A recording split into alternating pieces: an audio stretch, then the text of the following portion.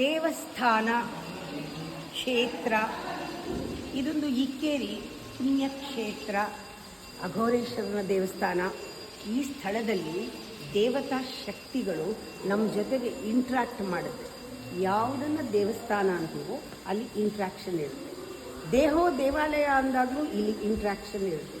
House of dt ಇದು ಕ್ಷೇತ್ರ, ಅಲ್ಲಿ ಡಿವೈನ್ ಎನರ್ಜಿ ಇರುತ್ತೆ, ಡಿವೈನ್ ಟ್ಯೂನಿಂಗ್ ನಡೆಯುತ್ತೆ. ದೇವಸ್ಥಾನಕ್ಕೆ ಬಂದಾಗ ನಾವು ನಮ್ಮ ಅಹಂಕಾರನ ಮರೆತು ಬಿಡಬೇಕು. ಅಲ್ಲಿ ನೆಲೆಸಿರೋ ಶಕ್ತಿ ಜೊತೆಗೆ ನಾವು ಕನೆಕ್ಟ್ ಮಾಡಿಕೊಳ್ಬೇಕು. ಆವಾಗ ನಮಗೆ ಅದರ ಸನಿಹ, ಅದರ ಒಂದು ಶಕ್ತಿ ನಮ್ಗೆ ಅರ್ಥ ಆಗುತ್ತೆ. ನಾವೇನು ಮಾಡ್ತೀವಿ, ಹೋಗ್ತೀವಿ, ನೋಡ್ತೀವಿ, ಇದ್ರ ಹಿಂದಿನ ಕತೆ ಕೇಳ್ತಾ ಕೂತ್ಕೋತೀವಿ. ಪುರಾಣ ಹೇಳ್ರಿ ಇದ್ರದ್ದು, ಇದು ಹೇಗಾಯ್ತು ರೀ, ಇದು ಹೇಗಾಯ್ತು ರೀ, ಅಷ್ಟೇ. ಅದು ತಿಳ್ಕೊಂಡು ಹೋ ಅಂದರು. ಇವತ್ತೇನಾಯಿತು, ಇವತ್ತು ನಾನು ಬಂದಿದ್ದರಿಂದ ಇಲ್ಲೊಂದು ಹಿಸ್ಟ್ರಿ ಆಯಿತು ಅನ್ಬೇಕು. ನಾನು ಬಂದಿದ್ದರಿಂದ ನನಗೇನೋ ಸಿಕ್ತು.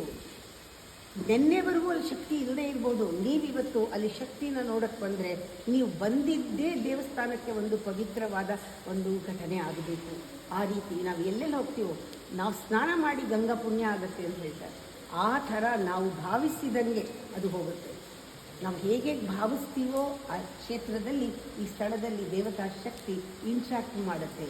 ಅದಕ್ಕೆ ಹೇಳೋ ದೇವಸ್ಥಾನ ಅಂದರೆ house of deity, house of divine power, house of divine shakti. ಇಲ್ಲಿ ನೆಲೆಸಿದರೆ ಅಲ್ಲಿ ನೆಲೆಸಿರೋದು ಗೊತ್ತಾಗುತ್ತೆ.